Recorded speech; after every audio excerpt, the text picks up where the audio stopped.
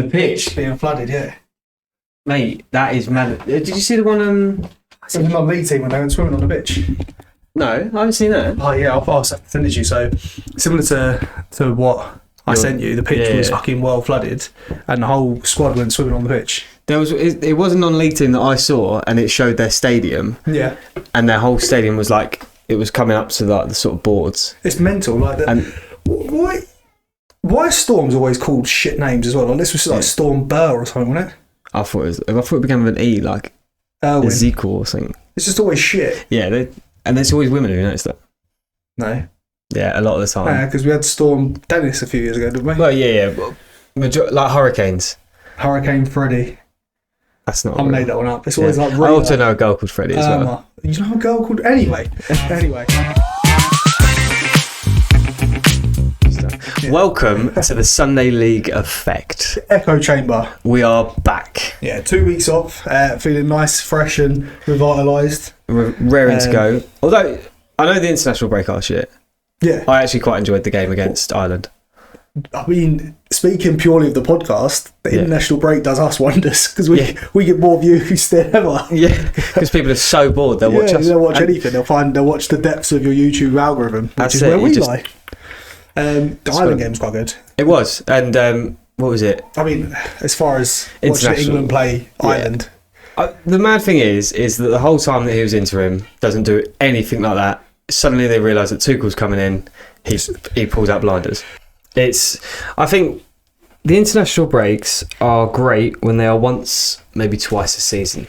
When they're every other week, it's frustrating. Well, how many assists we've had? 4? Is that 4th? I think that was our 3rd, wasn't it? I can't remember. Honestly, can't remember. We had one every month of the season, so September, October, November, our 3rd. Yeah. So, we're not gaining anything from that. What I don't understand is why, not even just as an Englishman, like this goes for any European like fan, because it would be the same for Italians, French, Spanish, German, any of the top nations, is now we're waiting until March for the next international break. So we've squeezed 3 in the first 3 months. Yeah, the first quarter of the year. What's just under the first quarter of the year? What's the point? Now we've got nothing for 3 months. I know it's going to be colder, but surely it makes more sense to do it over winter period. It's all. The mad thing is that if they looked at it from, I know obviously it's UEFA and they don't look at it from a Premier League aspect, because obviously it's different. But the way that I would see it is that if you spread out the international breaks better, not only when it gets further into the season, you've got more players that are injured. And so instead of obviously going to play for the nations, which is fine, they get to have that break where they can rest up. Yeah. Then you've got teams still coming out and playing at full performance. Now all you've got is lethargic players because they've had to travel miles. Exactly. So you saw the winter break normally traditionally is November for Christmas. For national games, and there's always a massive dropout for English players. Like this time of year, when we announce our squads, the squads that's announced compared to the squad that actually plays is chalk and cheese. Yeah, because players like Saka, Rice, those type of elite players are already nailed on to start. Yeah, I don't even know if it's a choice. They probably are a little bit run down, a little bit lethargic. Yeah, so it comes with that as well. Like you've got the team that we played, for both games. Most of those players aren't going to get anywhere near the first team for Tuchel. Not in an actual tournament. So Bowen wasn't even in the squad, and I'm massively biased here. Yeah. But he was our best winger against Ireland. Do you know what? He came on. He assisted and he scored. Yeah, I think he assisted. I'm not too sure. His first touch was a goal, but It's frustrating to watch because I don't really watch international football, especially Nations League. Like I really do try. I'll watch it in tournaments. Like I'll religiously watch it in tournaments because it means something. Yeah. I don't really watch friendlies. Well, I think everyone does because you get all caught up in, especially in England. We think we're going to win everything. Yeah. Like someone told us in our comments last one, is that we don't know how to lose. Apparently, that's why we can't win. Well, I mean, we do know how to lose because we do it a lot. Yeah, we're very good losers, but it is one of those. The Nations League isn't a tournament that anyone wants to go. Nah. Oh, we got promoted. Way I don't know what that means. Do you win? I'm more excited that San Marino got promoted from the bottom division. Won 2 games. Yeah. As well. They haven't won in years. Then they win 1, and now they're on the second. The last 3 wins for San Marino over the course of like 60 years or something against the same country. Can you tell me who? Oh, it's someone that we've beaten like ridiculously as well. Everyone beats them. Yeah. So it's Liechtenstein. So isn't that mad? They're the only team that they can beat. And I don't even think they're the second lowest rated team. No. In the Nations League. But anyway, on to the Premier League. Before we do that though, what do we always forget? Like and subscribe. There we go. Massive love on the last couple of pods. So we really appreciate that. Absolutely. Keep it coming. You guys have helped us attain a target that we set ourselves, just thinking that we probably wouldn't get it really by this point. And now we've surpassed that now. So onwards and upwards. We want to keep growing. So yeah, if you're enjoying the content and coming back for it, like, thank you. Big love to you guys. If you're new to this and just seeing us for the first time, enjoy. Please, feel free to comment anything you feel we've missed out on, anything you disagree with. There's a lot we miss out on, by the way. Yeah, like there's a lot. Like, we're amateurs. Yeah, that's what we're we do. Really amateur though. Like we proper like flip flop. Like 1 week we'll do quality analysis where we'll cover every single game. Yeah. And then this week, for example, where I've done 0 prep. Yeah. I've done a little bit of prep. I think you can look at. I watch a lot more people in the space that we're trying to get into, so I know the type of content that. Not I don't know it. No, that's not fair. I understand a little bit more what I watch. Like, I watch YouTube a lot. Yeah, is basically what I'm saying. So I know what I like to watch, and I try my best to try and put that into what we do. But anyway, we're rambling. Where should we start? We'll start with. Well, should we start? I was going to say we'll start with Pep's new deal, because when I've done a little bit of prep on Friday and I've done the rest about 20 minutes before you got it. And I wanted to start with Pep's new deal because I was expecting him to kick on, and come out swinging. And they didn't. They came out swinging like a beetle on its back. Yeah. So let's start with City, Tottenham. Yeah. City Spurs. Fair play to Spurs. Great game for them. I think that game right there probably epitomises the Ange effect. The dilemma of like Spurs fans. Yeah. In that they can do that to anyone. They can roll through teams. Yeah, of course they can. But it's inconsistent. They lost to Ipswich last game. Yeah. And they deserve to lose. And then they go against one of the best teams in the Premier League. Yeah. And they roll through them. It is one of those that, as a Spurs fan, and I'm sure many Spurs fans watching will agree, is that you are stuck between a rock and a hard place. Like, you go out there thinking, yes, we've got this, we're going to win this, and you lose to a team against Ipswich. Well, because I have no doubt that now 99.9% of Spurs fans will be like, right, we got it now. Yeah, we're going to kick on and we'll go. I probably think that a little bit as well, but there's a small nagging voice in the back of my head that's going to say, saying they're going to trip over again because they lost to Ipswich. Yeah. Okay, you beat you beat Man City, but you also lost to Ipswich. Yeah. So, which team's going to turn up? Yeah, but Maddison came back into the team, and he, as much as we've said, they look better without him. He was a massive. Obviously, he got 2 goals, but he was a massive difference maker. That was Maddison at his best. Do you know what? And I wanted to touch on this because yes, we have given Maddison stick, and I don't think it's undeserved either. I don't think he has been at top. I think any stick that any Tottenham player's got this year has been justified from anyone. Yeah, because of the inconsistencies. And I think. Although, I mean, we've had Spurs fans come on and sort of say, well, you're wrong about Maddison, whatever.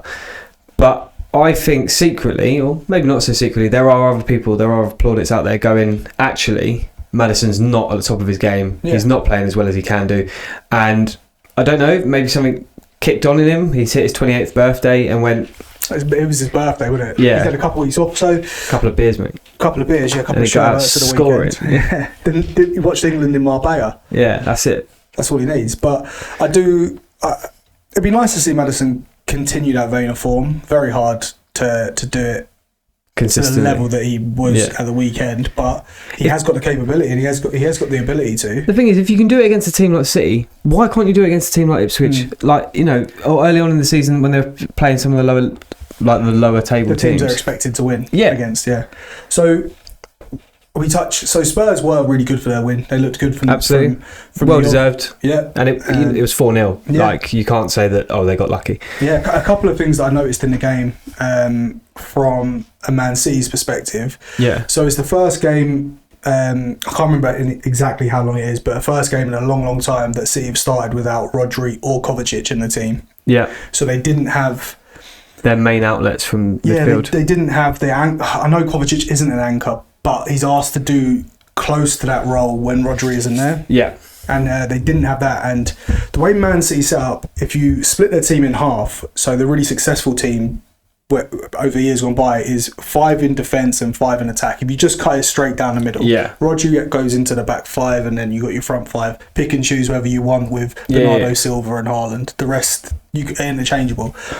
Now that they don't have Rodri, and they've got a piss poor Walker because he is fucking shocking. I don't know what has happened this season.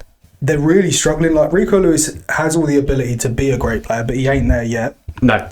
Gundogan is it's like they've got a wish version of him. He's just not good. He's not the man that came back to him. Foden is, I don't know what he's doing, but he's been watching my highlight reel. Fucking awful. Grealish gave them their 4th goal when he came on with a shit pass across the back.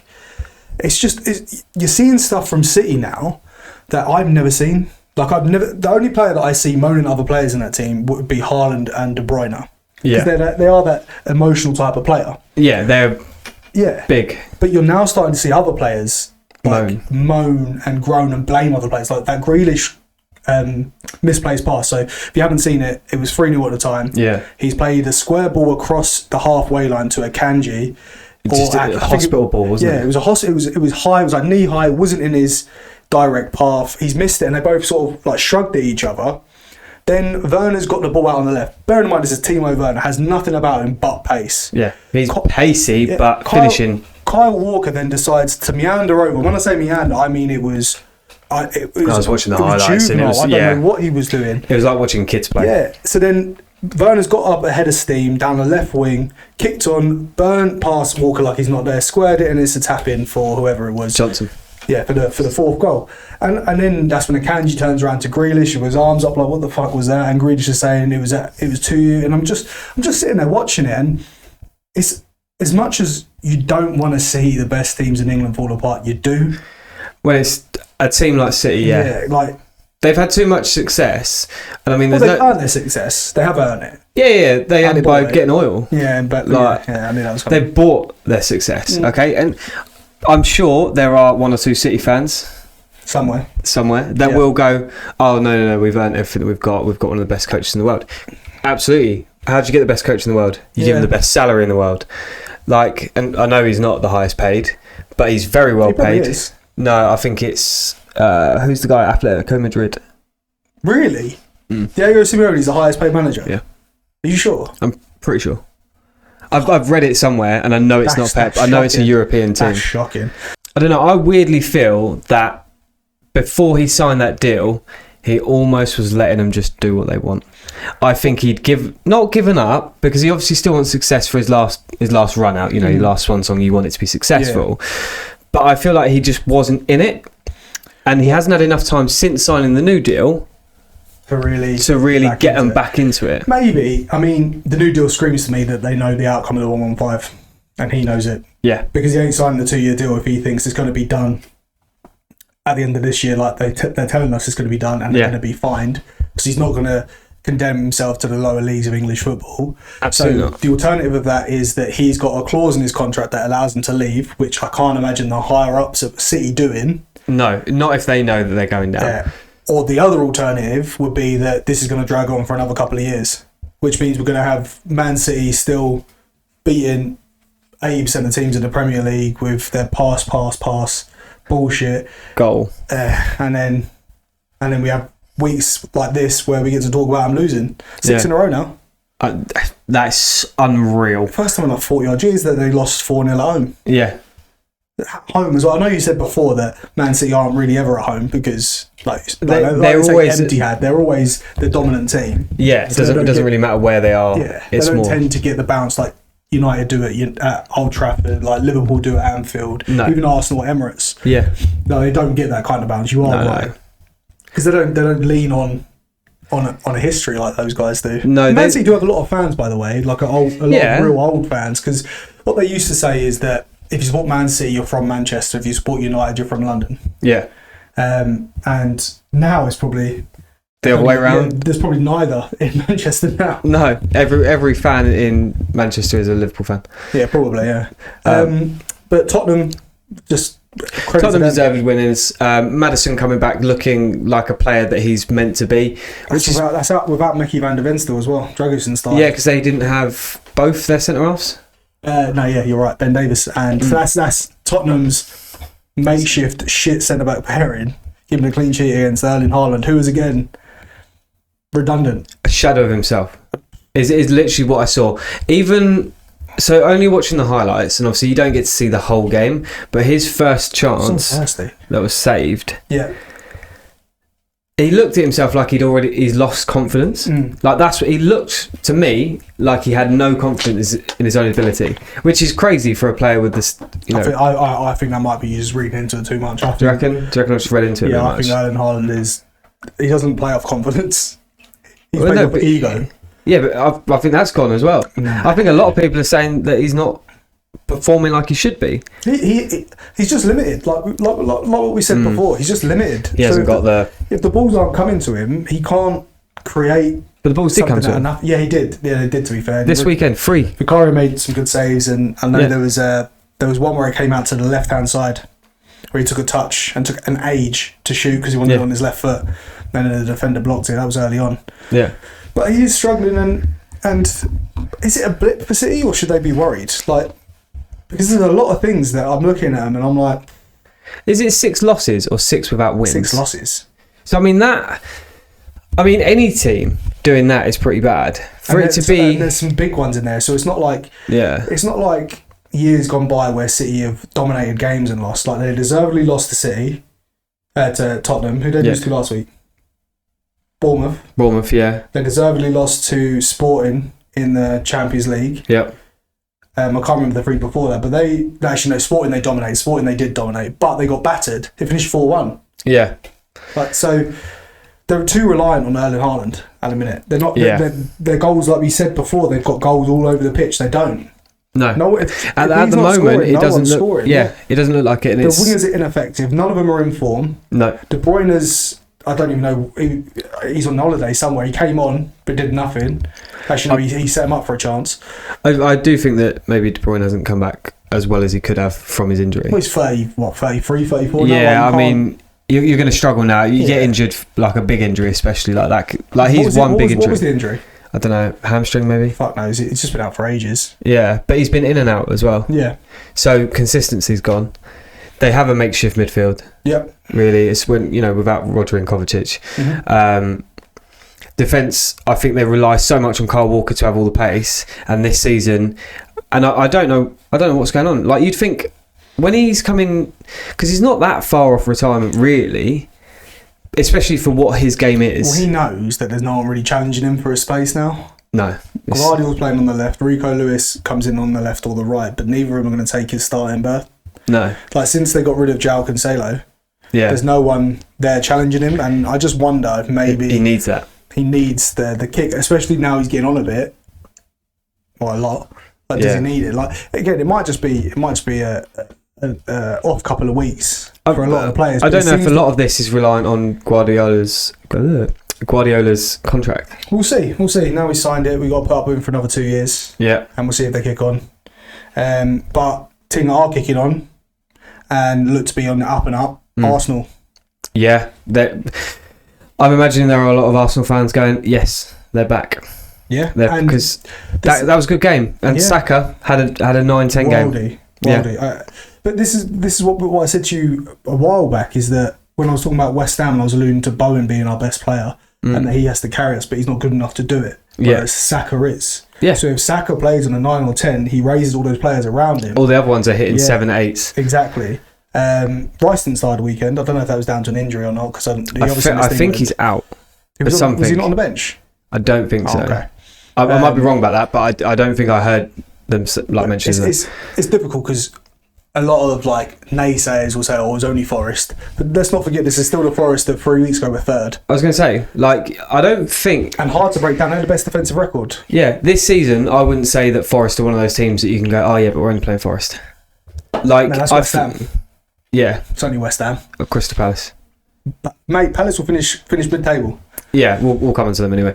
But Arsenal, very good. Bukayo Saka, very good. Forest didn't show me a team that was third. No. They didn't... I mean, they created a couple of resignated chances. to the fact that they're going to be on the end of some bad results almost. Yeah. Like they're almost settled in. And again, you're playing Arsenal, and it was not a rampant Arsenal, but it was a good, solid Arsenal. It was an Arsenal that were hungry. Yeah. And that's what I think the last few games, Mate, poor results, is no hunger. I'm telling you, Odegaard is so big for Arsenal. And I know Arsenal fans will say that, and I know everyone now will say it, but it cannot be underestimated how much of a difference he makes. Even if he's not playing well, just being in the team. Having that, like we mentioned earlier, that anchor point. Yeah, he's not really playing the anchor role, but having he's that the anchor heartbeat point. of the team. Yeah. If he's not there, because they have to play Havertz up front because they haven't bought a decent striker, they've got no one capable of sitting in that 10 role. Could you imagine if they had a good, decent striker though? Yeah. They could be unreal. I told you they should have bought Isak. Yeah. If they bought Isak, they'd be flying. Would they? Yeah, 100%. I have no doubt. But Proven Premier League goal scorer.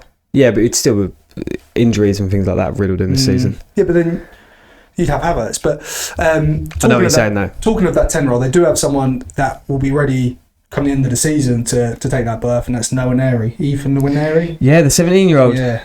He looked unreal. So he scored a worldie in the Champions League a few weeks ago. I signed him on Football Manager and I signed him on FIFA last year. So I already knew that he was a wicked player on those things. But you can't always tell because years ago, I remember I was playing Championship Manager, and it was, years ago by the way, so this is when Messi the fact that you said Championship Manager is years ago. I bought Messi and Hatem Ben Arfa. So I played it like a couple of years ago. So I knew them both were going to be... Yeah. Well, one of them was Messi and the other one was Ben Arfa, and I bought both of them to like West Ham for like 9 million or whatever it was. Kept them both, and Ben Arfa went on to be better than Messi. So can't always trust those games, but I know what you're saying. Yeah, Nwaneri, if he keeps on this trajectory, he keeps on the hunger that you see from young players so often. I can see him starting for Arsenal. I don't know who drops out of that team. I don't know, because the beauty of the Arsenal front line is if they can get in a striker, you then have Saka, Odegaard, potentially Nwaneri, Havertz, and a striker that can all pretty much that's a solid attack. Do bits, and it's all interchangeable. Saka, is a right winger, but he can do a role in the middle if you want him to, so he can shift in. Odegaard can shift here and there. It's a very promising front line. Yeah. And they've got a couple of really good young players, but Nwaneri definitely... and this is a good thing about... and I don't even know if I'm saying his name right. I think that is how you say it. Well, we'll find out. What Paul Merson tried saying it. He sounds like he's sneezing every time he says a name. That's a bit difficult. But I think that's one of the great things about Arteta. Arteta is one for playing younger players. Yeah. He's got a very young team. Yeah.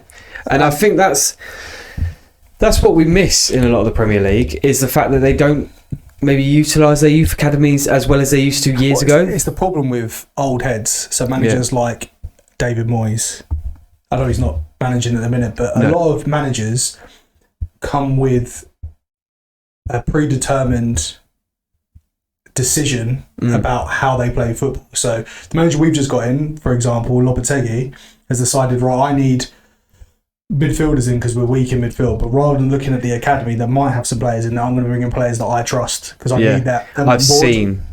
I need them on board. So rather than giving the youth a chance, so it's all dependent on the club you go into and the expectations. It's not as easy as what it used to be to promote within. Some clubs, that's fair. Some clubs it's a lot easier than others. I say it's a lot easier. I'm not saying it's easy to bring in an academy product when you're chasing the Premier League, which is what Arsenal's done. But if you are Man City with the best academy in the world, or Arsenal, do they have the best academy in the world though? Yeah, they fundamentally do. Like, No, I mean, maybe not in the world. I know they've got the Prem. money for it. Yeah. They've got the money to have the best and mate, buy the best youth players as well. If you look at the long list of players that are coming out of their academy now, from when they first got oil, there's some phenomenal talents. Like you got 3 or 4 in the Prem. You got players abroad still. Yeah. So Pedro Porro was on City's books. Oh really? Yeah, and then he went off to Spain. Now he's back at Tottenham. One of the best right backs in the Premier League at the moment. Yeah.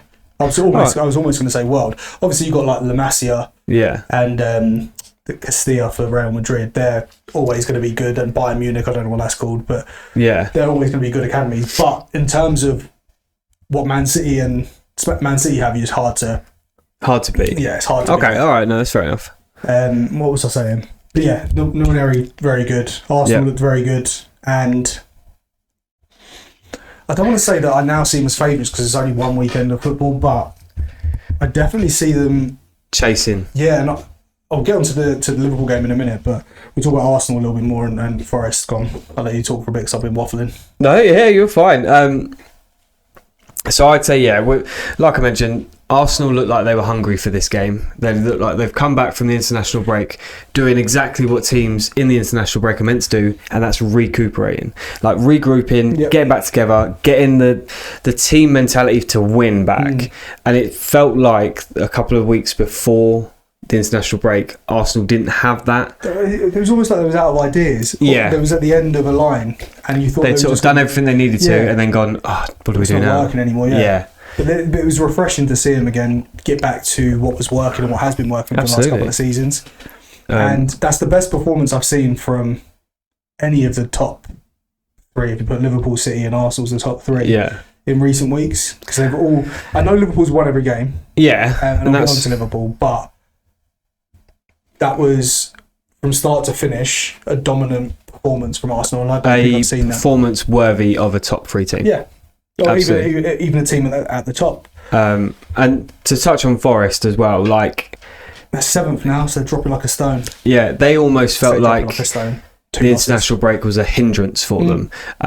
They've done almost the flip of what Arsenal have done. They were hungry, they wanted it all, they've had the international break, and they've gone, I'm full now. When it's good in football, things come easier. Goals come naturally, everything comes off. And as soon as you hit that post, from a 1-on-1, everything just crumbles. That goal that you should have scored that you don't score, it's suddenly everything. And that's not just you. That's like a team. It's a pyramid effect. Yeah, of course. Only the very best teams can regather and reignite quick enough to not have a massive drop off. You see it quite a lot with these teams. Similar to Forest in their position, will over-exceed at periods in the season, normally at the beginning of the season, and they'll drop.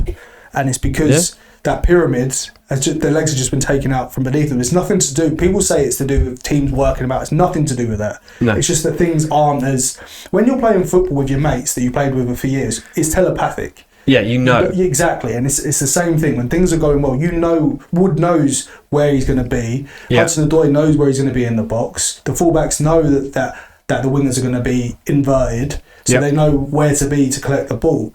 When it's not going so well, your touch is off. Yeah. The little things that eventually just snowball into much bigger issues across the board, and I think that very much is like what's happening at Nottingham Forest at the moment. I still think they'll be good for a top 10 finish, and I don't see any reason, based off of what we've seen from them this season, why they can't even touch European. Yeah, like be around the 8th, 9th, 7th, 8th. 9th won't be enough, but 7th, 8th place for the Conference League. Like, there's so many teams vying for that space. Absolutely, and it's great to see, because the Premier League now is more open than it's been in years. And that's what we want, which I think is something to do with the not demise, that might be a bit too harsh a word, but the fall of City most recently. Well, I think the fact that City have been stumbling has affected everyone beneath them. Arsenal negatively as well, because they've almost, I think a lot of their games haven't followed City, it's been vice versa. Yeah. But it's almost like a subconscious thing. I can imagine when you spend 2 seasons battling basically one team, then to try battling them when they're losing, it's almost like they've got nothing to fight for anymore. Yeah. So I don't know. It's that Kyle Walker thing. Like, it's a similar principle. Yeah, you're not battling for your place. Yeah. Don't need to worry about it. So I'm not sure if that's the thing. That's probably a really stupid thing to say. And in fact, we say that quite a lot. But it probably you know what? I don't think it is. I think you need something to fight. Yeah, you need something to fight for. And if you are so used to fighting one thing, and then it changes. Well, look at PSG. They're at the top of the Ligue 1, and they are every year. Farmers French League. Yeah, and they can't do anything in the Champions League. It doesn't matter if they have Messi, Neymar, Suarez, whoever up front, Mbappe. It doesn't matter who's up front. Like, it doesn't matter who's in their team, because if they're not playing against the top every week, how do you get better? You can't raise your levels all of a sudden. No. Like, it's not as simple as that. Absolutely. And speaking of raising their levels, Liverpool won again. Yep. Mo Salah, Ballon d'Or incoming. Better be. He was unreal again. Unbelievable. It's almost what you expect. But see, I think he's doing things that I don't expect him to do anymore. Like, so he's never been someone, right? This is going to sound so harsh, but he's a kick and run footballer. Yeah. He very rarely twists players inside out. He does when he's in the box in the nitty-gritties. Yeah. Yep, to create the space. But playing down the wing, he's a kick and go. Yeah, but he's beating players and he's going back and beating them again. And I love seeing that. Well, yeah, because we want to see those sort of things. I love watching things like Ronaldinho's like best tricks and things like that. JJ Okocha, we'll throw him in every week. Absolutely, and it's nice to see. It's almost like he's. I don't want to use the same word, but reignited. We said that a lot this week. Yeah, and I don't even care because I mean it. He's playing like he's younger. Like he's getting younger. Like he's Benjamin Button of football. Yeah.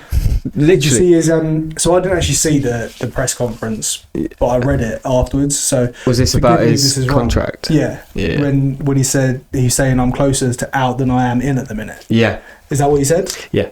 So that might be slightly taken out of context, but from what obviously this isn't us taking it out of context. We love doing that. Yeah, we do. I'm going to clip it. So but it is that he is having a discussion with them about obviously his contract at the moment. He did say that he is more out than he is in, but he said it's not down to him. But I think what he means is that he's closer to the end of his contract, meaning that's why he's closer to out, because there's nothing on the table. Not he's close to choosing to leave. That's yeah. not, yeah. So it probably is that. Gets construed, especially with journalists. Yeah, absolutely, amateur or professional. Yeah. But I think his demands for what he wants for his new contract. Give him what he wants. But this is what I've seen a lot of recently, because I read the same thing. I read the press conference. I didn't see it, and it's like Liverpool, because someone said, "Is Mo Salah asking too much, or are Liverpool being stingy?" And I think, as a Liverpool owner, you have to think in your head: one, he sells probably the most shirts. Yeah, realistically, internationally and locally. He's also probably the one of, if not the best player that Liverpool have currently. 100%. Even though he's aging. He's the most important player. Yeah, absolutely. Currently. He brings in fans internationally. Yep. He's the only African player, isn't he? At the minute? Yes. I'll say yes. I'm not 100% sure. I can't think of anyone else. Think about it. But it's one of those that he's put down what he wants. He's told him what he wants. Realistically, see, I didn't know. I thought it was a stumbling block on his part, because obviously he's seen the Saudi money. But if he's asking for something and it's not there yet, what are Liverpool doing? Why would you not just go, okay, fine? But then you're not going to replace that, and you're not trying to at the minute, because you're playing him every week, 90 minutes every week. Yeah. So you're not even trying to bed someone in. No, there is no one really that's at Liverpool at the moment that is going to replace him. They haven't even not even get close to him. No. And Liverpool are coming out as this team that want to challenge for everything, Champions League, everything like that, and you can't then just get rid of your biggest player. No, your biggest asset. Yeah. Like, they'll get a lot of money for him, but do they need it? Like, is it worth it? Like, you got to weigh out the pros and cons. But they're not going to get a lot of money for him. Was it his last year? End of the season, he'd be a free, wouldn't he? Of course. End of the season's the end of his contract. Yeah. So even if they just give him another year's contract, that's probably the stumbling block. They're probably saying we'll give you a year, and he's asking for 2 or 3. Then you give it to him. it is a hard one when you really deep it, but from the outside looking in, you give him a fucking contract. Like the guy's unreal. Like his second goal, after he got his second goal at the weekend, he hit the post, and then he's still so hungry to make stuff happen. He wants more. Like he scores one goal, wants a second. Without Scores Mo Salah, two. they lose to Southampton. Yeah. And how many times we said that this year? Like if without Mo Salah, they lose. Yeah. Because let's not get twisted. Yeah, Liverpool 9 points clear. Yeah. They're doing well. Doing very well. How many points clear would they be without Salah? Exactly. They're not. They're not blowing teams away. No. Like they are there to be got at. So just because they're 9 points clear, wherever it is, don't get it twisted that this is a foregone conclusion. Yes, at the minute for me, Liverpool are favourites. Yes, of course. But like I said, it's not when like the likes of Man City are top with 9 points clear where they're blowing teams away, because they're not. Yeah. But then they're really not. Liverpool, again... Liverpool can be beaten. Yeah. Whereas, let's look at the Southampton game, right? They got given a penalty, which was a handball. They got given the first 2 goals as well. Southampton are playing with fire. What the fuck are they doing for that first goal? Playing around the edge of their box, comes to Szoboszlai, thank you very much, top bins. Then equaliser for the second goal. What the fuck is the keeper doing? Absolutely. So the ball comes through route 1. Yeah. Mo Salah chases it. The keeper's for some reason coming out. Salah gets there first, touches it, open goal. Like I don't know what I don't know. Why are you trying to roll it out as well?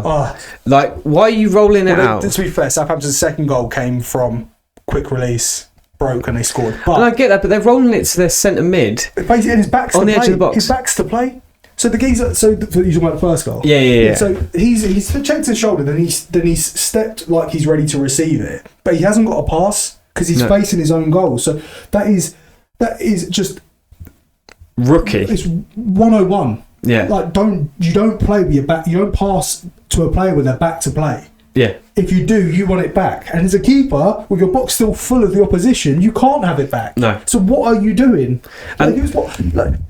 Onana did this last season or the year before when he rolled it out to Eriksen, and Eriksen lost it, and whoever it was scored. I think they got beaten by Brentford like 4-0, so it might have been 2 years ago. Yeah. And he got pelters for it. Now, we don't hear much about this because it's Southampton. And they're against Liverpool. Every year. But at the end of the day, it's all beautiful when it works and you play football out from your own box and you go and score, but you're Southampton playing Liverpool.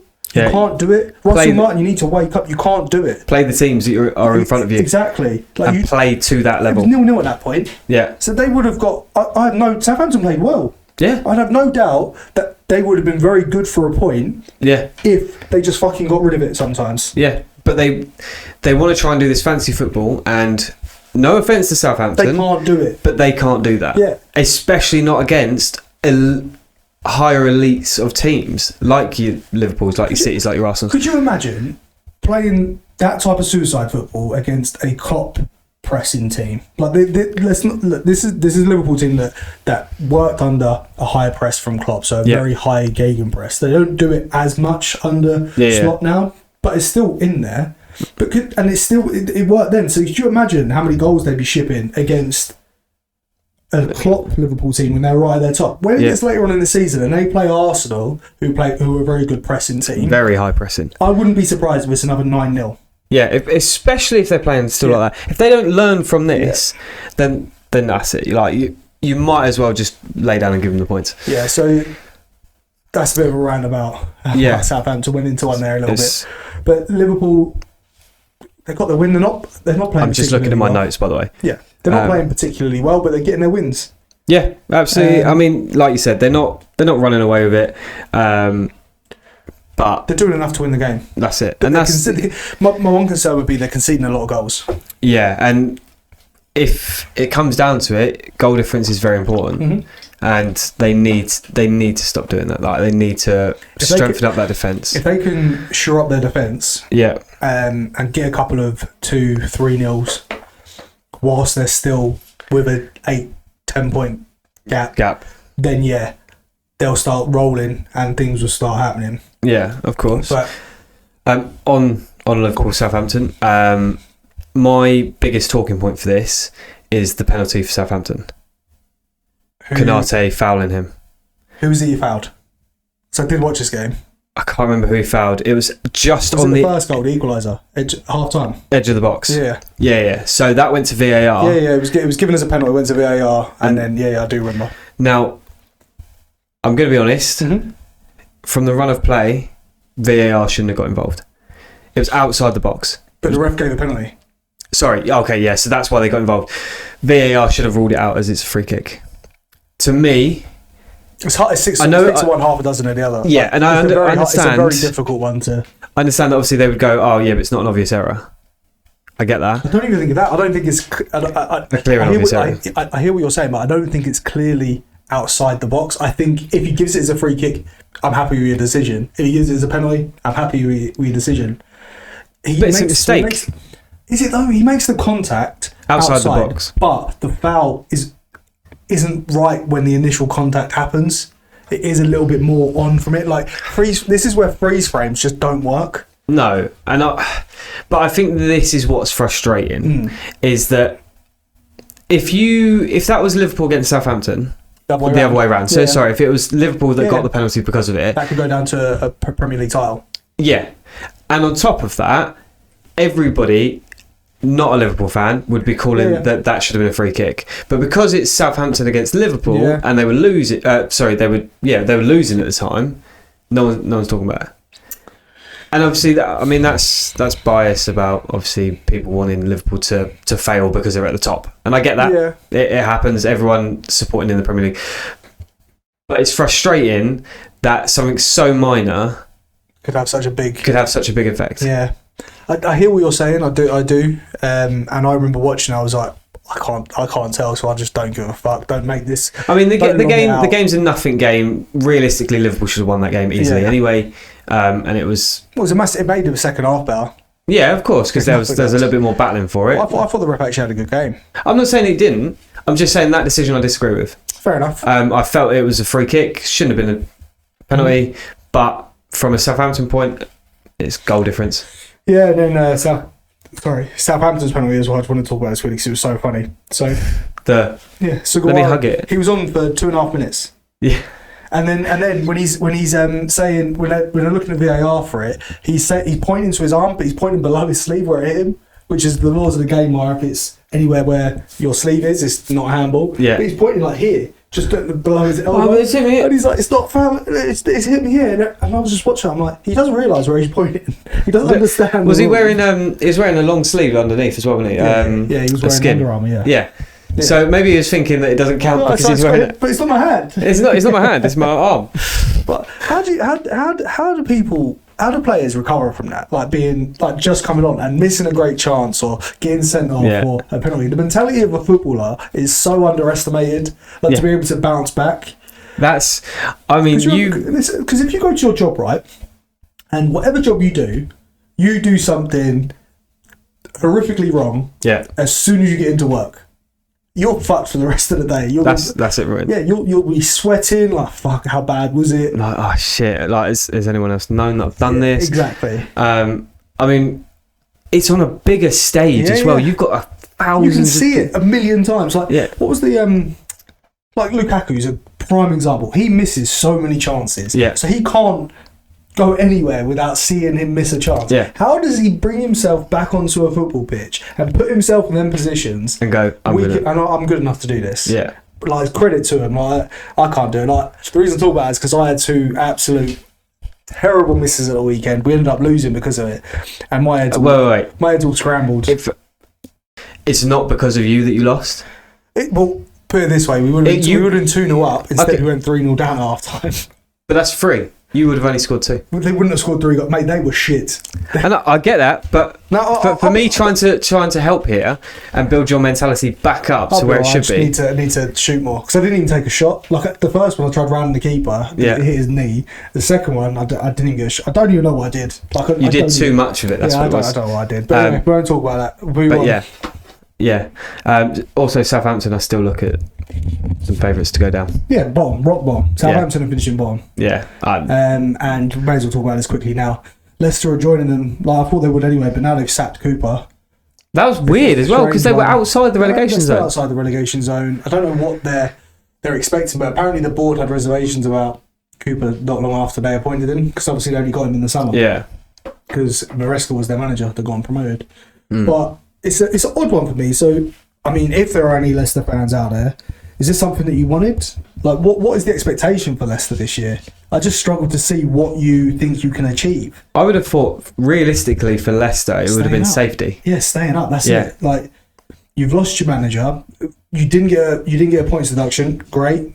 You've got a new manager. Steve Cooper is a good manager. He worked wonders at Forest. They went a bit stale at the end, but he's doing all right. It was flat against Chelsea. You were resigned to defeat, but it's one of those. Chelsea are also on the up. Yeah, it's a free hit. Like it wasn't like you were playing Ipswich, Southampton, someone like that, and you lost. 6-pointer. Yeah.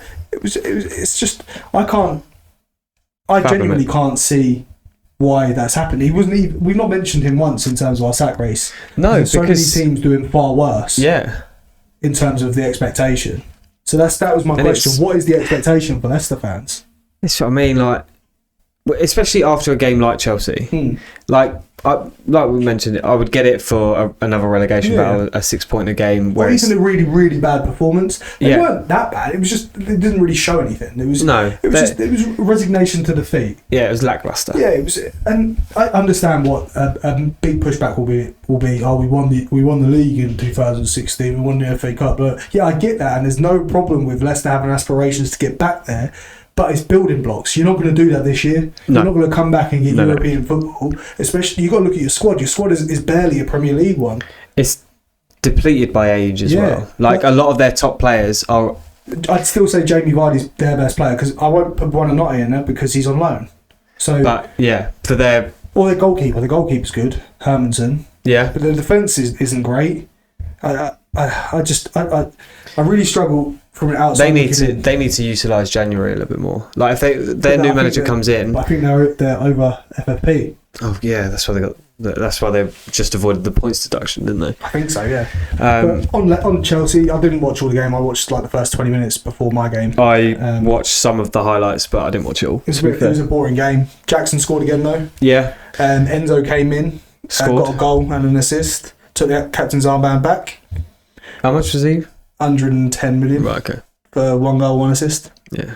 Sick. Well done, mate. And he'll drop straight back out as soon as Lavia and Caicedo are back. Because I think one of them took a knock. So Lavia was on the bench. I don't know if Caicedo started or not.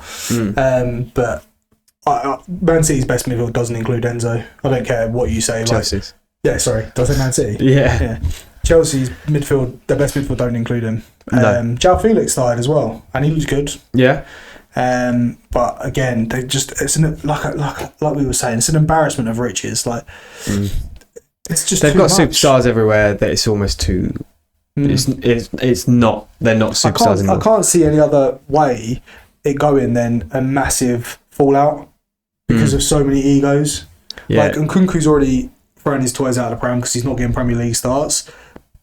Fair enough to Maresca. Jackson's scoring.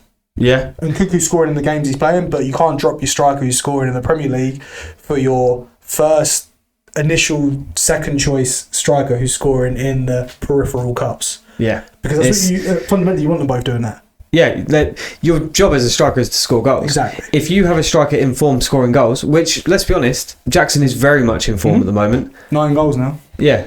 I think only Haaland's got more goal contributions since like last December. Really? Something like that. There you go. So you're not going to drop him just because your friend's always at the Prem. Sorry, but it's not going to happen. You've got 2 options here. You can either... like it or lump it. Yeah. And Palmer did nothing that game again. Yeah, he didn't... I think he's still carrying an injury, isn't he? Got to be something like that, isn't he? But the problem with Palmer now, which is frustrating for me because he's now in my FPL, is he's getting double teamed. Yeah. Which he should have been at the beginning of the season anyway, but he wasn't for a lot of teams.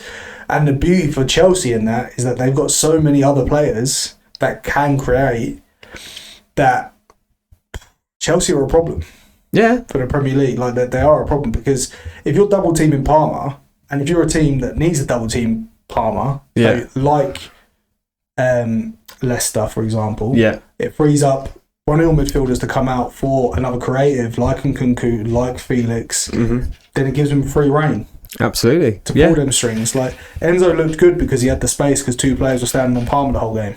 And then, I mean, is that less to do with obviously other teams and maybe...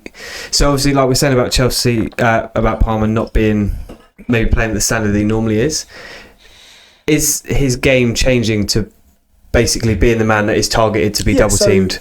So it's not that he's not playing as well as what we expect. If you look at, we talk about Saka all the time. Saka is double teamed every single game. Yeah. But he's still consistently a 7. Like if he gets the ball and he has the time and space, he'll do something. Yeah. I still believe Palmer will do that. It's just very early on in now a new. Okay, I see where you go. A new way of having to watch Palmer. Like we're going to watch it throughout the rest of the season now, where he will be limited. He won't be granted the space and gifted the time that he's had previously, because he's so good at picking up pockets of space. But when you've got two people to try and avoid, it's a lot harder to find that space. But like you said, it does free up space for other players to come in and if you pick the right player to do that, they'll be fine. And they've got choices. Yeah, they've got a lot of choices to do that. The only thing that might hold them back against the better teams is that if you're playing Lavia and Caicedo behind Palmer in the middle, neither of them are particularly great at picking a pass. No. Lavia's a good passer of the ball, but I don't think that's his main game. I think there are much more engines in there. But times are definitely exciting for Chelsea if you're a Chelsea fan. Yeah, of course. I mean, considering, let's be honest, they've had a couple of piss poor seasons. Not looking like the team that they have been in the past. Yeah, Reece James is injured again. I mean, that doesn't surprise me anymore. How can he be that injured? Like, I've never understood. Made of glass. But like, we play football, right? Yeah. We have injuries here and there. We don't get paid. We pay for it. Yeah. And the games are a lot rougher. Yeah, exactly. A lot shitter pitches. We don't have physios. We don't have anything. Yeah. The longest I've been out is like 4 weeks with like a ruptured fucking hip flexor. Yeah. And it was hurting when I went back playing. I know that's stupid. I shouldn't have done it. But my point is, how injured are you? Yeah. Like, really, how injured are you? But then, I think a lot of it is them protecting their players from having long-term injuries. Like for us, this is a long-term injury. He's been out all season. Yeah, but I don't know if it's the same injury. Oh, just fucking play him. Just play him. The thing is, obviously, play, you don't get paid. I bet there'll be less injuries then. Every player should be on a pay per minute. Yeah. Do they actually cash in on Reece James? Do you cash in on him? I don't think you could. I don't think anyone's going to pay the sort of money that Chelsea would want for him. But why? You're basically buying a statue to sit in the stands. You're buying a name. Someone like Real Madrid would buy him. Well, they want Trent, so yeah, I was going to say that they're getting Trent at the end of this season. Apparently so, but I think they try. I think they try and sell him. Yeah. Otherwise, Chelsea. They got Gusto. He's decent. Yeah. They got everyone's favourite Marc Cucurella. By the way, I want to point out that it was not as much of a clear and obvious Cucurella's most hated player. I thought everyone would hate him, but apparently not. There's a lot for Bruno Fernandes, which is understandable. A lot for Anthony. I don't get the hate for Anthony. Like, why? I think that's because of his price tag and then his little fidget spinner. If you don't know what we're talking about, there's a short where we was talking in the last episode about the most hated Premier League player, and I mentioned Cucurella. But we've got a lot of Bruno Fernandes, a lot of Anthony, and there was another player who got quite a lot. I'm going to check it right now because I remember seeing this and thinking, I must remember. Richarlison, that was it, Richarlison. Yeah. So, do you know what that is? Right. Now, what are the... Maybe not so much Fernandes, because Fernandes, I believe, is just the arms thrown in the air, shouting at the referees, the childish behaviour, which he's grown up a little bit from then. With Anthony and with Richarlison, do you know why I reckon it is? They're Brazilian. They wear gloves. Well, there is that. Yeah. Be a man. Come on. Take your gloves off. I wear shorts, but it's because... Do you remember shorts? I meant as in, like, on the pitch. Yeah, anyway.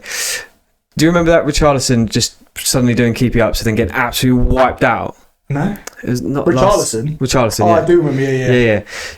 They showboat, they complain when they get hurt, and they're ugly. So that is why they get so much hate. They heard it. So it's ugly footballers, basically. Yeah, the most ugly disliked. Footballers get disliked. Right, okay. And it's nothing to do with the fact with... Who do you dislike the most in the Premier League? Who's your most unlikable player? I don't know, to be fair. Like, there's quite a few that I just... There's loads of players I don't like. Like Ben White. The reason I don't like him is because he's in such a privileged position. Yeah. Every boy in the country at some point wants to be a footballer. Yeah. we grow up loving it, and at some point we stop watching it. Every boy at some point wants to be a footballer, girls as well, and to be in that 0.0001% that makes it, not only to the highest, not even to professional football, but to the highest level. So then turn around and go, I don't really like football. It's just a kick in the teeth. It's just gut wrenching. Especially like for us, we've both grown up thinking that's what I want. I want success like that. I want to be playing at the top of my game, in the top of the. Yeah, I think it is. It is just a bit of like you're taking the piss. It seems like because you're just going, I don't really care for it. Like, it's fine. It's fine if you don't. Yeah. We don't need to know that. No, there was no need for it to come out. When we're kids, or when you have kids, you want them to have heroes, and your heroes are going to live and breathe whatever they do because that's why you aspire to be them. And I just didn't like it. Yeah, that's why I don't like Ben White anyway. So for me, I hate his attitude. I think he's quite overrated. With the whole England thing as well. You think he's overrated? Yeah. He has his good games, and I get that. But you are a professional footballer, like you say, playing at the elitist of the elite. Overrated. Fair enough. I also think a lot of that is, like you said, with what he said. I don't think he deserves where he is. Yes, I think I get you have to work hard. And he probably had to get pushed because I played academy football. You do get pushed, and you do have to have outside pushes. So like parents, uncles, friends, managers, agents. Someone normally has to be, unless you're truly gifted. This isn't me saying that I don't think he's good. I don't believe Ben White was born naturally immense at football. Like some kids just are. Like they're born with a foot. Like Kaka, you can tell was born with a football. Messi. Yeah. Didn't really have to work that hard. Came out, kicked the ball because they just had it. That sounds stupid. Kaka and Messi didn't have to. Of course, had to work hard, but they had a natural talent for it. I feel like sometimes when it gets to a point where this isn't fun anymore, a lot of kids go, I don't really like it anymore. And when you're already on the cusp of being great, there might be a pushy parent or a pushy someone. A pushy outsider that goes, pushes you and pushes you. No, you can't give up now. So then that love that you have turns to a job. And it is, I can understand it from that perspective. I still just don't like hearing it. Yeah, maybe if you do deep it enough with Ben White, it's not like his whole attitude, his whole persona and everything like that is something that he's put on because actually... But even saying, in defence of him, how many times have you heard Ben White speak? Not very often. Exactly. So we picked this up from the media and from those guys that we love to trounce in journalists who take parts and segments and knit it all together to sound like a wonderful story. Yeah. Like, I've never actually heard a Ben White interview, so we're making all this judgment and we don't know a fucking thing. No. It's fact. Still don't like him though. No, neither do I. Anyway, moving on. That was a nice little waffle. Yeah, most loved player. Because I had a little look into this and I think there's too many out there that you can really find. For me, my most loved player is João Pedro. Oh, God. No, I don't care. But it's only because he played for Watford. Off my dome, say a couple that I know. Well, like Son. Everyone loves Son. Yeah, but he's just a person's person. Yeah, like you see a lot of things. Good things. He just looks like a... You want to see him smiling when he's playing football. Yeah, absolutely. I think Mo Salah would probably be up there. Yeah, but I think he also gets a lot of hate. Not from normal, but like... they're all going to get hate from rival clubs. Who's going to hate Son? I think Arsenal fans would like Son. I think he's one of those players that you hate to not... You hate the fact you don't hate them. Yeah. Like, because I don't like Tottenham. As a London-based fan, you automatically dislike every other London club. Apart from your one. Like, you can't... There's no way of... No, you can't have it. It's literally your club, everyone else is bullshit. But Son... I'd throw Salah in. I'd also throw Eze in there. I think Eze is quite likeable because he looks like when he's really playing football, he looks like he enjoys it. Yeah, he's. Yeah, I can see where you're going with that. Yeah, throw a couple in. I'm not putting João Pedro in. I'll 100% agree with you with Son. Yeah. I actually quite like Saka. Okay. And I don't know if that's because he was at one point England's golden child. I like the way that again, talking about mentality, we talk about it a lot because mental health in football is something that doesn't get spoken about a lot. 100%. Which is something I actually, when we started this podcast, I wanted to really dig into. Yeah. We'll go into that another time. But his mentality shift, if you compare it to the other guys that missed that penalty in the final against Italy, you compare it to Sancho, you compare it to Rashford, and the trajectory in their careers. He didn't really change. No, he's got better. Yeah. And it's just he took it the right way, and I think that's one thing I do like about him is the fact that his mentality is so strong. And he, although he's a young player that went into England, he didn't do the Rashford of sort of going downhill. So one more would have to be God. There's not that many likeable footballers. No. I quite like Cole Palmer just because he comes across really stupid. Yeah. And he's so good at football. He's like the Joey Essex of football. Yeah. I think that could be quite a likeable thing about him is the fact that he's... So, yeah, I'll probably throw Palmer in there. Yeah. Brighton, top form, great game. And obviously, João Pedro, my favourite. You should have mentioned it. Goal and assist in that game. And his assist, unreal. We said it last week, or the week before, that it's overlooked that they're missing the talisman in João Pedro. So they were relying on the 35-year-old Danny Welbeck. Don't be wrong, Danny Welbeck, please watch this, send me a shirt. But João Pedro is their best player. Yeah, 100%. And he play anywhere across that front. Like going back to Arsenal, you can play anywhere across that front four. Yeah, I'd be surprised if. And he does really well in the number 10 role. Yeah, like. I don't. Did you watch any of that game? No, I forgot the score, so I actually had to get up my phone while talking. So his assist to Matoma, and obviously we touched on Matoma a couple of weeks ago as well. I think he's a very, very good player. Three players that we spoke about for Brighton were all involved. So Matoma, Pedro, and Baleba got sent off. Oh right, He got a second yellow card that you might have been talking about.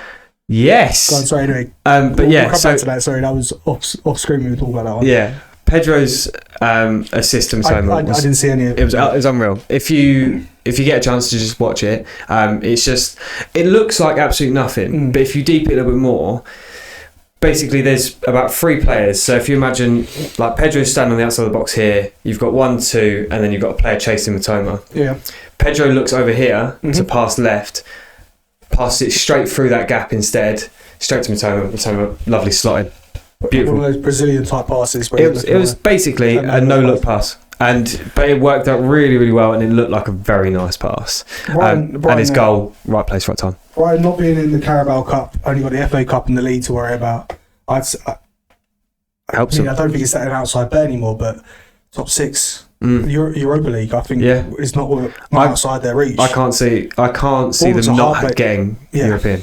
Bournemouth is a hard place to go to the way they play football, and they dominate the game, right? I know Bournemouth got a late goal, wasn't it? Yeah. 90. Oh yeah, 93rd minute. And then David Brooks scored. Yeah, the last play of the game hit was... the bar, yeah, Sinistera hit the bar. No, Sinistera, the other Semenyo. one. Yeah, hit the bar. But yeah, all in all, Brighton, really, really, really, really good. European, easy. Brighton are one of those teams I love watching play. Yeah, they play nice football. But that goes all the way back to like Chris Hughton. All their managers, it doesn't matter who it is, because the clubs run so well. I think that's just ethos. It's the DNA now. This is when Brighton. I'm not saying it's going to happen anytime soon, but inevitably Brighton will fall down a football league again because the stature of the club. Yeah, I don't know how far. They might just drop Championship and come back. I think they still play this brand of football. Absolutely. And by the way, for the record, West Ham will inevitably drop down as well. Like there's a few teams that will inevitably drop down, not just digging out Brighton. It's not like not quite a yo-yo club. No. In the ethos of the team and how they play, it's not sustainable. Yeah, like it's very hard to sustain being at the very top of the Premier League, especially when you don't have the revenue of most London clubs, and Brighton won't. No, absolutely not. So they just won't. So it's not, and that's who you're fighting with. You're fighting with the 2 Manchester clubs. Yeah. The 2 Liverpool clubs. Yeah. Every club in London. So Brighton is outside of the M25, isn't it? Yeah. Outside of London. It doesn't have a great pool. Like, it is a lovely place to go to, Brighton, and it is a nice stadium, but outside of Brighton, where are their fans? Like, where are they going to come from? This is the thing. It's a small community. It is, and I don't always think that's a bad thing, because... No, I suppose not, but they haven't got a close rival either, which helps. Not at their level. No, absolutely. So they don't really have like derby games where they have to worry about. Well, they can ramp up the interest. Yeah, with the rivalry, because if you look at all those clubs I just said, they've all got some sort of rivalry. rivalries. Yeah, of course. And I mean, the closest one would be Crawley. Yeah. Who in my FC 24 are doing really well. Yeah, you play semi-pro though, don't you? Yeah. So Nick plays like a 5-year-old and then tells me it's going really well. It is going really well. I made them stay in the Championship. Bournemouth, where are Brighton now? They're 5th? Yeah, Brighton 5th. Same points as Arsenal and Chelsea, 1 point behind City and 9 points behind. They're 9 points behind Liverpool, top of the table. So Yeah. Brighton are dark horses. They're above the likes of Villa, Spurs, Newcastle, United. Forest, who we were talking about as well. Forest as well. They're above them. Again, it's not going to catch anyone by surprise to see them that high in the table with the brand of football that they play. And Hurstall has done a good job. That is his name. I worked out. Hurstall. Excellent. Yep. On the Brighton Bournemouth, there was a red card. Yeah, you wanted to talk about this actually, didn't you? Yeah, so it was a second yellow. Mm-hmm. I'm sort of going to contradict myself a little bit. I don't believe it was a tackle worthy of the second yellow. Right. To make it a red. On that, if you slow everything down and say that momentum didn't play a part, it would be. So what he's done, I don't know if you've seen it. No. So he's picture. So explain well, because I'm going to be a viewer. Okay, so he's running across. Middle of the pitch, I'm assuming. Yeah, middle of the pitch. He's running across. As the pass is played, they've sort of crossed over him. Mm-hmm. So he's run from this side. Player's running straight down, crossed over him. Brush the top of his foot. Is this the player getting booked? Or is this the player getting booked? So he's run across him. And the ball's over here? The ball's now gone down there. Right. So to contradict myself as to where potentially I'd see a foul and a yellow card. When it's slowed down. Is when it's slowed down and you do see that he's, without momentum, there's no reason for him to run in front of him except to stop him. Right, okay. Oh, so they were going for this. Was this he's running. Was this a loose ball they were both going for?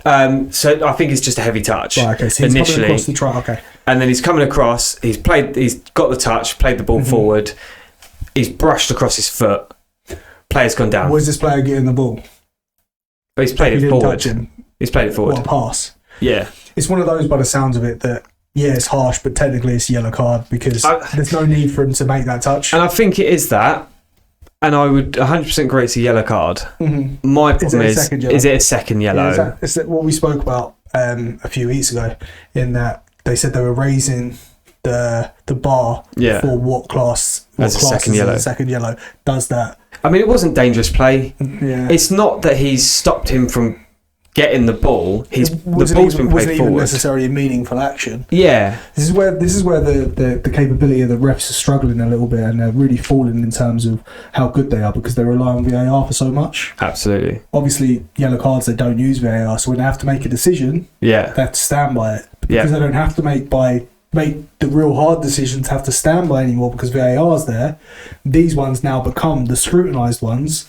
Because they ask. Whereas before VAR, it wasn't that much of a big deal. No, because they wouldn't deem it fit enough to be a second yellow, or they would, and you'd be like, well, that ref's a bit harsh. Yeah, I know I've contradicted myself a bit there, but it was one of those. I'm not sure. No, you haven't. You're just saying that in the context of football, it's not a yellow card. No. In the context of VAR, it is. Yeah, but the VAR didn't look at it. Well, they did look at it. But they can't because it's a second yellow. Yeah. They can't. Maybe they can if it's a second yellow. They can because the second yellow leading to a red. Okay. They can't revert his second yellow. All I remember is watching him sit at the screen. Unless they converted it to a straight red, actually. Were you in for on goal? No, it can't be a straight. If it was a straight red, that's even worse. I'll have a look it up. But speaking of straight reds, this is the only thing we'll talk about in this game because it was fucking horrendous. But the Brentford red card, Norgard. Yeah. What do you think? I think it's a bit harsh. I mean, he's gone for the ball to go for goal. Yeah. And you're going to go with momentum for that. Yeah. So just for anyone that hasn't seen it, again, I'll find a freeze frame. But the ball gets flashed across the 6-yard box. You've got Wissa and Norgard at the corner of the 6-yard box. Pickford's in the middle of the two of them, and they've both gone for the ball. Both missed it, and as the ball goes out of play, or as Pickford touches, I can't remember what happens. Norgard's second foot straightens and it hits contact right on the top of the knee.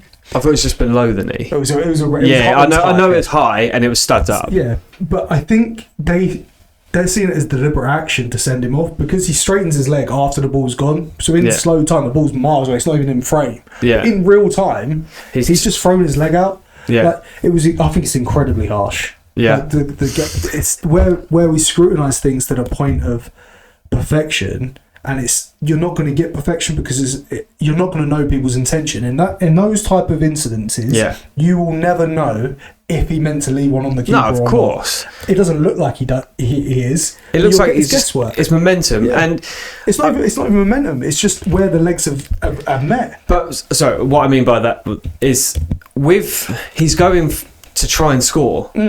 Now, realistically, as a striker, you probably know this. You will throw everything you can at it to try and get the goal. If you think you got the end of it, you throw your body at it. That's it. So he's not. I suppose when you slow it all down, you look at it for VAR. You're going to look at it and go, "Well, he's obviously gone to try and take the keeper out a little bit there." And it's like actually, and that's what I think they were looking. He's probably he's looking to try and throw everything he can at it to try and put that ball in the back of the net because that's what he's doing. I don't even think anyone called for it.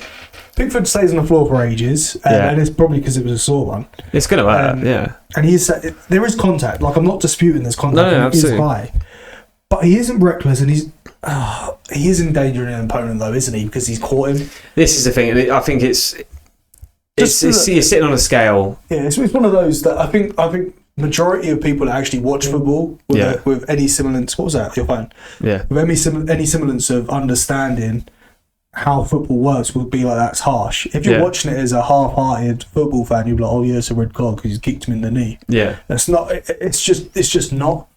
And I think it looks a lot worse as well because it's slowed down. Yeah, and that's again one of the problems that we came up with VAR. Exactly. Is you slow everything down and everything does look worse. My shots, you slow them down, they look awful. Wolves batter Fulham. Yeah. We said it before. Well, I don't know if you did, but I definitely said O'Neill will be fine. Yeah. Starting to get some results together. They've got a very good squad. Mateus Cunha is an unbelievable player, and he's very much in that realm of João Pedro for me. Okay, yeah, very for Wolves. João Pedro is very similar type of player. I think João Pedro is probably better. He's younger, so the ceiling's higher. If you say so. I don't know. Honestly, I don't know, and that's not even to say much. But I think the scoreline did flatter Wolves a little bit. It was 2-1 up until like that 80th minute, and then Fulham had to go down to 10 men because they'd made all their subs. Cunha's goal. That's two worldies he scored now. Yeah, that was a fantastic goal. Perler, some might say. Absolutely, yeah. Also, one thing I noticed, João Gomez, scored, and for some reason he started griddying. Is that this one? That's the one that you do to everyone on Ultimate Team and things like that on FIFA just to piss them off. And then someone pushed him and he stopped, and I'm like, did they push him to celebrate, or did they push him to say, like, don't do that, you look like a dick? Like, all extravagant celebrations are a bit of a piss. Is pretty much. And obviously Cunha's goal was a Perler, and that's pretty much all I've got for that game. A Ray Perler. You said it weird. I said Ray Perler. I didn't say. I said that too quick. I apologise. Ray Perler. Anyway, because the last game I'm going to talk about is the yesterday evening's one, Ipswich Man United, which we watched together, which we don't actually do a lot because of work and things like that. Not off and off. We thought we hadn't met up for a little while, so thought we'd come around and watch it. I'm going to be honest. Shit on it. It was shit. When the first goal went in, I thought Rashford, I thought, this is going to be a great goal. I thought 90% of United fans were probably thinking, like, here we go, they'll turn themselves on for a couple of months. Yeah. Really tease on the premises of success. All changing. Yeah. Before the inevitable happens. But I think not much has changed. He's had 2 training sessions, so you can't really expect too much to have changed. No. Different formation. And what I did like is that he left Diallo on. Diallo was their best player yesterday. Yeah. I liked Mazraoui as a third centre-back. Yeah, I think he looked quite good, actually, to be honest. Ericsson starting in midfield over Ugarte is baffling for me, especially because Ugarte was his player at Sporting. Maybe it was a sign of I don't have favourites. Maybe I don't know. But Rashford scored a goal, and again, one of those you're thinking, right, here we go. Minute in, goal, great. Rashford's back on fire for a little bit. Did fuck all. 14 touches in a game before he got pulled. Yeah. Like, he scored that first goal, and I probably, like you and like the other Man United fans, probably thought, oh yeah, here we go. Like, this is it. Yeah. We're back. And then they did nothing to increase their lead. And don't get me wrong, there were some parts where they dominated, but against a team like Ipswich, where, especially in the second half, Ipswich dominated them. Let's not get it twisted. Ipswich should have won that game. If you look at Delap's 2 chances that he's missed, the creation, the chances that they made, they got a little bit of fortune with the goal, with the deflection, but Ipswich looked very good, and they made Man United look like they didn't know what they were doing for large parts, and that's going to come with a massive, because it is a massive formation change, because it's largely the same players playing in different positions. And they've got to get used to it. They've been playing under Ten Hag for so long in the same positions, same formation, and then I don't think Ruud really did anything to change that. No, I think he just he just carried on what they were doing, especially when he found out his interim. Yeah, he sort of just fluffed them all up. Yeah, so he did that to get the game back in the players. Yeah, to get them scoring goals, which is great, but it only works for a short period of time. Yeah, it wouldn't work long term. It's an interim tactic. I do think Amarin is the right man for the job. I'm very interested to see if he changes the players that I feel he should change for the next game. Like, he went with Rashford up front over Højlund or Xerxes. I don't think it worked. Yes, Rashford scored. But then he did anything else. But is that because there's not enough creation? I think it's because he probably doesn't know the players, so he's largely gone with what he's seen would work in the past. On paper. Yeah.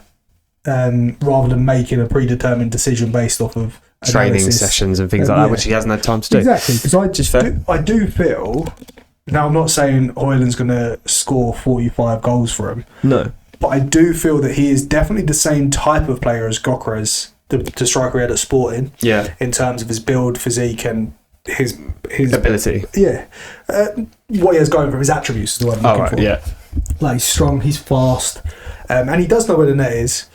Albeit he's not here enough in a United shirt. I think if he's given the right amount of time and pushed in the right direction, he definitely could. Whether or not Amarim sticks with him, or he buys Gyökeres a more finished product, remains to be seen. I don't think it'll be in January, because I don't think they got the money for it. So I think he's stuck with the strikers that he's got until the end of the season. So he's got to work with what he's got, really. Yeah. But I like the idea of having a potentially top team in England playing a 3-4-3. Yeah. Like, I'm sick of seeing 4-2-3-1 or 4-4-3-3 or whatever the fuck. It's all the same. Every team plays the same formation. Every team has wingers and wing backs. Yeah, and then the shit teams, the lower league teams set up stall with a 3-5-2 or a 5-3-2, and it's all this. If you're playing 5 at the back, you're there to stop the other team scoring. So and when Brentford you're play parking the bus. Yeah, when Brentford do that, it's hard to break down. They do it very well. When West Ham do it, that's what we aspire to be, but it's shit to watch. Yeah. To see an attacking 3-4-3 formation or a 5-3-2-1, whatever way, it'll be a more attacking way of playing that formation at Man United. You're not going to be able to play that formation and sit back, is what I'm trying to say. Yeah. You can at Brentford and West Ham. You're not going to be able to. Yeah, of course, but Man United don't have that. They have the calibre to attack. There's an expectation. Yeah. So yes, to get through, you might have to do what Arteta did at first with Arsenal, which was, this is all I can do, so we are just going to sit in until I can really get my ethos across. And then over the next couple of seasons, if he's still there, you might then see a bit more of an expansion of his style of play. Yeah. But I'm excited to see what he can bring to the Premier League. Like I said before, I think I'm a little bit of a Man United fan. I don't really know why. I don't know why either, but that's fair. I mean, we grew up with Man United success. Yeah, so you're always going to have a slight love for a team that's. I think I love watching the fan reaction, because I'm a massive fan of Mark Goldbridge. I watch all his watch-alongs and stuff. I know that he's massively divisive in the United community, so I'll probably get a load of slack just for saying I like him. Yeah, but I think it's just funny just to watch the peaks and troughs, because he, in a nutshell, anyone, to be fair, if you watch anyone watching their football team play, the peaks and troughs it just in a nutshell is a football fan. Yeah. That is what football is. And It's about fans. Exactly, it's emotion, and he does show it very, very well. And that's why when we watch West Ham, we'll probably lose and gain a lot of people. A lot of people would love to see hopefully it. Watford come up at some point. Could you imagine that? What for West Ham? That'd be a great game for us I'll to watch watch. that with you because we'd win. Yeah, probably. Yeah. Well, maybe. Probably not. One last thing on the Ipswich game. Obviously, Ipswich did equalise. Fair play. They deserved it. They deserved to win it, like you said. Yep. Did you see the Ed Sheeran shithouse at the end? No, I didn't.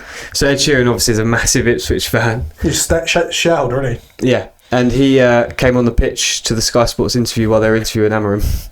Did he? Obviously. Could you see him in the interview? Yeah, he came up to all the pundits and was talking to them while they were interviewing Amarim. Yeah. Oh no, Amarim won't even know who that is. No, probably not. Who's this ginger twat? Who's this Make-A-Wish ginger twat? What's he doing? Who let him on the pitch? Security. It was quite funny. I'll be able to find out. It was all over Twitter, and I've been so lazy today. Do you know what I've done today? I had a shit night. I felt rough. Yeah. So I had a shit night's sleep. I woke up, walked the dog. I didn't even take the kids to school. My missus did. Yeah. I woke up, took the dog for a walk, came back, started a workout, did about 4 minutes of it. I was like, fuck this, I feel like shit. Sat down, I watched Inside Number 9 for about 2 hours, then I played FIFA. Inside Number 9? Yeah, have you ever watched it? No. So it's like a anthology series of like individual episodes. Okay. And they're like thriller horror based. Oh, right. The same actors. It's really good, watch it. If you're into it. Anyone, actually, watch it. Yeah. That's it, our coverage of the games. Okay, so that means... Sack race first, before we go on to the all right. Sack race, obviously... Steve Cooper's gone. Yes, so got that one right. I didn't see that coming at all. No, neither did I. Who's top of your list? I'd probably say mine. I think his style of play, although it's nice and refreshing to see a team down the bottom want to play football, it just plays into the hands of the top teams. Yeah. You're giving them chances and you can't give up chances. Like you might get away with it in the Championship for large periods, but you're not going to get away with it at the top. No. So Martin's my favourite for that. I think Lopetegui, by the way. So you're changing? Because you just said we're playing tonight. Unfortunately, we're going to finish the recording by the time it starts, so I'm going to have to watch it. Yeah. But so on to my conspiracy of the week. You brought it back. Nice. I have brought it back. I just thought, I'm going to do it. Like it a lot. So this is a conspiracy about a very, very famous game, which is the World Cup final of 1998. Okay. So it's Italy, right? France, Brazil. Oh, okay. That's not even close. Well, Italy's next to France. Oh, yeah, true. So it's not a million miles away. This one's pretty much about Ronaldo. Okay. So R9 Ronaldo, obviously, Brazil. Okay. I've never heard this, I don't think. So French obviously trumped them. Yep. Thrashed them 3-0. Mm-hmm. Obviously meaning France won the World Cup 1998. Yeah. But the two-time Ballon d'Or winner, Ronaldo. Was this the one when he had the weird fringe? Was it this World Cup? I think it is. But it's come down to the fact that he didn't look like himself during this game. Right. So the conspiracy is, because obviously a lot of people at the time said that it just got too much for him. Mm-hmm. But he's won 2 Ballon d'Ors at this point. Yeah. He's not used to being on a big stage. Was he at Real Madrid then? Or I think so. Might have been before Real Madrid. Might have been in Inter still. But the conspiracy is that he had suffered a seizure hours before the match was due to be played. Okay. So wasn't in a fit state to play. Right. So sorry, I'm reading this as well as talking about it at the same time. But apparently, Nike stepped in. So Nike for those weirdos out there, and basically demanded that he had to play because he was on the biggest stage and he was sponsored by them. The conspiracy is one of the reasons why Brazil lost that game was because Ronaldo R9 was unable to play that game properly. Now, I don't know how much research has gone into it. So he had a seizure? So, yeah. That's mental. Apparently so. Obviously, again, it's a conspiracy, but for someone to come out and say that he's had a seizure, it's quite a weird thing just to throw out. Did he suffer from seizures or anything before? I honestly don't know. It doesn't. When I was looking into it, nothing comes up about sort of a medical. We had a Brazil team full of stars as well. Rivaldo, Cafu, Roberto Carlos. But imagine your best player, Ronaldo, the one man who's not having a good game. Yeah. Suddenly, your whole team doesn't do it. So yeah, the conspiracy is that Ronaldo suffered a seizure. Nike came in and demanded that he had to play because he is their biggest, and they made him play. So obviously, I mean, feel free to do your own research of that, and let me know whether. It's the politics of football, though. Well, there's a few things like that. But that, I mean, I don't see that. I don't know. I'm not saying. I couldn't see it's that big a stretch. Nowadays, I could. Yeah, nowadays because there's a lot more then. But back then, you got to remember, there's no real social media. No, there's no one to say, oh, no. In 98, mobile phones weren't even a big thing. No, you had the Nokia 3310. Yeah, you had that brick. Yeah. Hello? It was at Inter, by the way. That's what I was Googling. Oh, right, okay. I've red socks on. Oh, my Christmas socks on today. Oh, nice. Right, what you got for me now? One more thing was I wanted to do a bit of a slight quiz for you. All right. It's only true or false. All right. And it's about facts of the Premier League. So the first one, you'll probably get this quite well. True or false? Chelsea are the only team to be holders of the Europa League and the Champions League at the same time. The only Premier League team? Are the only team to be holders of the Europa League and the Champions League. In that order? At the same time. True. It is. In 2012, the Blues won their first Champions League. The following season with Rafa Benitez, they won the Europa League final on the 15th of May, given that the Champions League final was due on May 25th. I had to write down all of these because otherwise I'd get really confused about what's true and what's false. I hear that. Let's put some backing music in this. I'll put some... I don't know, actually. I was going to put Who Wants to Be a Millionaire music in, but that'll be copyright. Right, yeah. Number 2, Giuseppe Bergomi played in 4 World Cups, but never in a qualifier. Right. True or false? I don't know who that is. You never heard of him? Played for Italy. Oh, I imagine by the name. I mean, this was... True. It is true. So he was a late call-up in the 1982 squad at the age of 18, playing in the final 3 matches of the tournament. Yeah. But he wasn't a regular during the qualifying process for the tournament. As holders in 1986, Italy didn't have to qualify. Yeah, they went straight through. So obviously didn't have to play it then. And while in 1990, they dropped Arrigo Sacchi, and Bergomi was a late call-up for 1998. And they won that as well, so then he didn't have to go into the next one. Mm-hmm. Oh, look at that. Well done, Bergomi. I know. Big fan of the channel. That's it. He's still around, I think. Yeah. Portsmouth hold the record for having held the FA Cup for the longest, 7 years, despite only winning it once in that time. How would that happen? Was it true or false? True, because it seems bizarre, but why? It's true. This was because they won it in 1939. Yeah. And obviously what happened? Oh, the war. And there was no professional football during the war. Oh, see, I was thinking like the 2008 one that they won. Yeah. And also... Yeah. So this is actually just a quiz question for you. Right. Only one other team during this period won something, and this international, and held it for 16 years. What was the time period? 1934 to 1950. Uruguay. Who was it? Italy. They held the World Cup between 1934 and 1950, which is 16 years, or 4 tournaments. Did they get 4 trophies worth then? No. They won it twice, technically. Right. Basically, 34 and 50, they won it. But they were the World Cup holders for 16 years. Interesting. And then one final one. Right. New Zealand were the only unbeaten team in the 2010 World Cup. They drew all 3 of their group games. They did. And they went out, right? Yeah. I knew that one. I didn't even have to finish what the rest of that was. And it was the only one to be unbeaten and not win. So I didn't actually have one that was false. But do you know how difficult it is to try and make up a fake fact that sounds real without it sounding like I've just made it sound up? like the Pompey one. Well, yeah, I could have done that, to be fair. I'll do it next week. I'll do one next week. All right. Right, so I can't remember what else we normally do, but title favourites now. Who are you going with?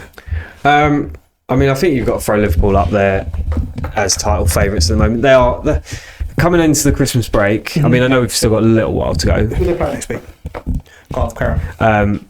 But I would say that realistically at this point, I think they play Man City this week. and Man City playing like they're playing, they don't want to be playing Liverpool now. No. But I could see them, if they are playing Man City, I could see them being 12 points clear by Christmas. Yeah, Liverpool City's on Sunday. Okay. And Arsenal playing West Ham on Saturday. So You might get a win. so you're saying Liverpool? I reckon Liverpool at this point. They are starting to run away. And I know they don't destroy teams, but they're getting all the points they need. Yeah. They're starting to run away with it. Arsenal, yes, they're on a comeback. Man City are not. I think they're just too far ahead at the moment. All right. I'm going to stick with Man City. I'm going to be stubborn and stick with them. Okay. Only team in the league that I think can win 10 in a row. Yeah, absolutely. But they've also just lost 6 in a row. So yeah, but how many games would you say that they need to lose before they're out? if they're still in this rut come Christmas, if they lose to Liverpool, then I'll start thinking. They will lose to Liverpool. I bet. Yeah. Tell 100%. All right, cool. So if they draw or City win, I win. Yeah. Okay. Fine. That's fine. So next week because we record the podcast normally on a Monday. Yeah. So you will see Mike hand over a £10 crisp £10 note. Well, Sunday nights we'll watch that game together if you want. Oh yeah, all right. Yeah. Because after the stag do as well. So. That's Saturday. Yeah, but we hungover. So. We are going to stag do on Saturday as well. Yeah, so we're not going to watch much. Actually, no, we'll probably watch more football Yeah, than what we normally do. It'll be boring. Yeah, probably. But yeah, all right. So fuck it. I'm going to take Nick's money next week. You're going to see me be given a nice crisp £10 note. Not by me, you're not. No, it'll be crumpled up in his pocket, pulled out his bum pocket or something. Anyway, thank you guys for watching and listening to our dulcet tones again. Appreciate all the support from you guys. If you haven't already, please like and subscribe and tell your friends about the pod. We are taking over. That's it. This is it. Yeah.